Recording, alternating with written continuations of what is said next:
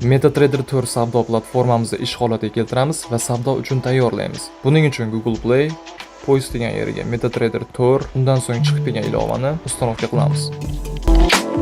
O'rnatib bo'lgandan so'ng ochamiz. Prinit.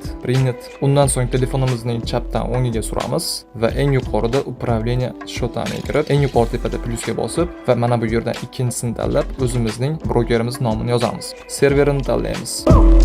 Savdo hisobi targoviy shot kiritildi. Endi pastdan ikkinchisiga o'tib, mana bu yerdan eng yuqoridagi F ga bosib va mana bu yerdan mana bu ikkalasini o'chiramiz. Keyin chapdan o'ngga suramiz va настройка degan yerga o'tamiz. Va mana bu yerdan показывать разделительный период o'chiramiz. Pastdan mana bu цвета degan joyga kirib, setka deganiga bosamiz va oq rangni belgilaymiz. Shundan so'ng eng yuqori tepada gotovaga bosamiz. Ko'rib turibsizki, MetaTrader savdo uchun tayyor, bemalol ishlatib, analiz qilib, indikatorlar qo'yib ishlash mumkin. Kanalga obuna bo'ling, like bosish esdan chiqmasin.